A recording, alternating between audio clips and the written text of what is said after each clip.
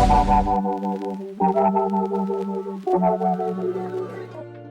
welcome back sa Glisas YouTube channel. So for today's video, ang tatalakayin naman natin ay itong Movmax Grip Dolly. So this Movmax Grip Dolly is a heavy duty dolly system. It includes a flat dolly plate with wheels na mayroong multiple adapters for different fluid heads. So this dolly system can also support loads up to 198 pounds. Kaya pwede naman itong gamitin sa mga large cine camera na may mga additional rigging and camera accessories. So, what's inside this box? So, buksan na natin at tingnan ang nasa loob ng ating Movmax Grip Dolly. Sa loob ng ating box, nandito yung ating Grip Dolly plate with wheels. So, ito yun. So, actually, may nakakabit na sa kanyang ball mount. So, ito yung 100mm ball mount. So, nakakabit na sa kanya. So, pwede naman natin yung palitan. Okay, ano pa yung nasa loob niya? So, meron tayo ditong stop clamp, dalawa. Ano pa? Meron tayo ditong middle support. Yan yung middle support natin. Yan. So, meron din tayong dalawang side support. Yan, dalawa yan.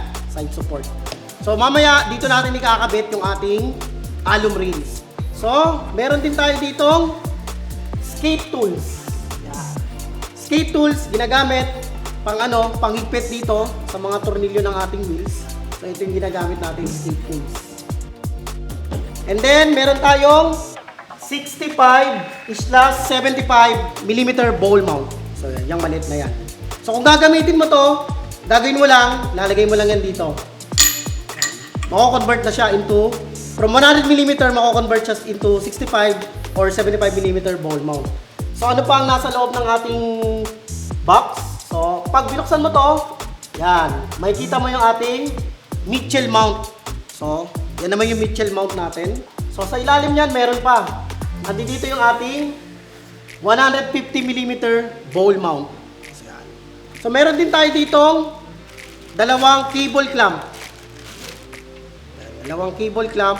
And of course, set of screw. Yan. Lagay lang natin dyan. Sumasamahin natin. And, meron din siya ditong Allen wrench key. Yan. Pang tanggal-tanggal ng mga Allen wrench natin na tornilyo dito. So, ito yung Allen wrench key natin. So, dito sa likod ko, nandito yung ating alum rails. Yan. So, aluminum rails. So, 5 feet to. So, dalawa yan. So, pwedeng gawing 10 feet yung ating rails. And of course, syempre, itong ating flight case. Yan, itong napakagandang flight case ng ating Movmax Grip Dolly. So, tapos na natin i-unbox yung ating Movmax Grip Dolly. So, it's time naman para i-set up natin yung ating dolly system. So, for this tutorial, gagamit ako ng tatlong logo stand. So, ang una kong gagawin is ikakabit ko sa magkabilang side yung ating side support. So, ito yung ating dalawang side support. So, yung isa, lalagay ko dito. So, lagay ko lang yan dito. Make sure lang na ilalak natin mabuti yan. And then, yung kabila, lagay naman natin dito. So, ang next ko is yung ating middle support. Yan. Kabit naman natin yung ating middle support. Yan. So, ang gagawin natin is, mamaya, pagpapantay-pantayin natin syempre yung taas yan ng bawat stand. So, kunin na natin yung ating aluminum rails. Make sure lang, dahan-dahan ng pagkuha para hindi mabungit. Okay, at ang gagawin natin is, dito natin yan ilalagay.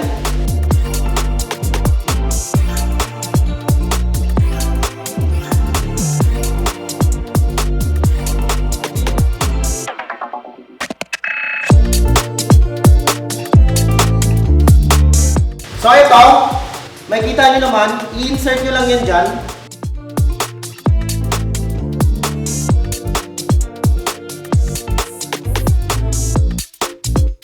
Paano ginawa natin sa kabila, ganun din. So, i-release lang natin yan.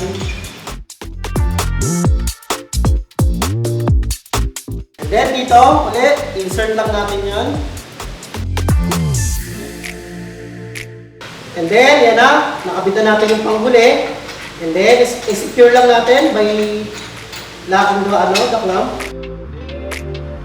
So, yan na yung pag-assemble ng ating aluminum rails. So, para mas maayos yung setup natin, gagamit tayo ng level bar.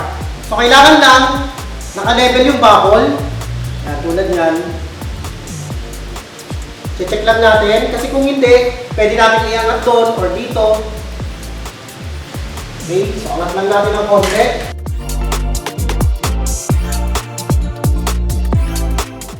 So, yun lang. So, yun lang yung pag-setup ng ating aluminum rails. So, na-assemble na natin yung ating aluminum rails. So, ngayon, yung grip dolly plate naman, ilalagay na natin.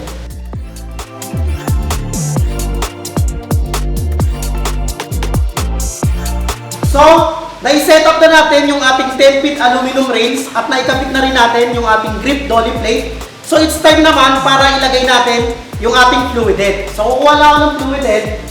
And then, ito yung ating cartonic fluid head. So, ito ay 100mm. So, swak-swak yan dito sa ating 100mm ball mount.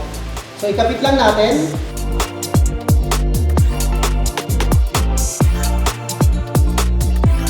Make sure lang na i-level natin siya. Alright.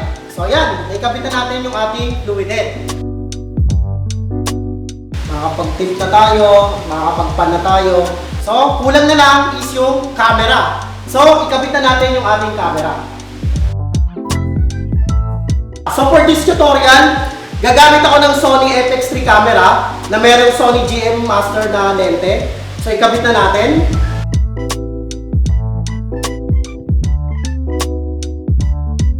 And then, tingnan natin kung ano yung magiging itsura ng ating shot gamit yung ating Movmax Grip Dolly.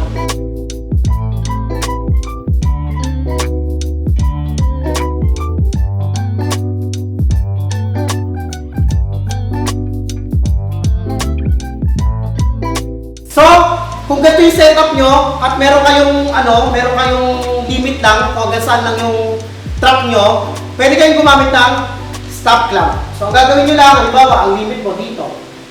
Hanggang dyan ka lang. Tapos, hanggang dito ka lang. So, ang gagawin mo, habang nagdudoli ka, so, hanggang dyan lang yung track mo. Yan. Hindi ka na makakausod kasi naka-stop clamp na siya. And then, sa kabila naman, ganun din. So, yung gamit ng stop clamp, pang set din ng limit. So, ano pa yung gamit ng stop clamp? So, halimbawa, hindi ka na magdodoli. Gagamitin mo tripod naman. So, imbis na mag-tripod ka, ang gawin mo, stop clamp mo yan. So, yan, hindi na gagalaw yan. Stop clamp mo lang. So, pwede ka nang maging ganyan, yan o. Magagamit mo siya as tripod na.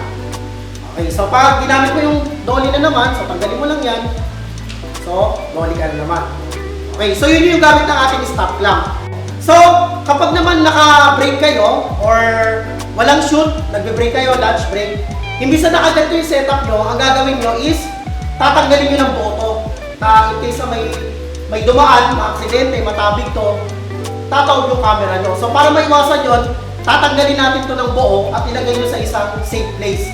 Pwedeng sa magliner kung meron, basta kung saan safety siya at hindi mahuhulog. So, yun lang yung safety na pwede sa ating Movmax. So, yun lang yung mga basic setup ng ating Movmax Grip Dolly. So, thank you so much for watching and stay tuned sa mga upcoming tutorial namin. Maraming salamat! If you would like to rent this or any of our other equipment, feel free to contact us at info@glisas.com or any of the numbers on your screen. You may also check our equipment list at avstudioservices.com. Please don't forget to like, subscribe, and ring the notification bell. Thank you for watching!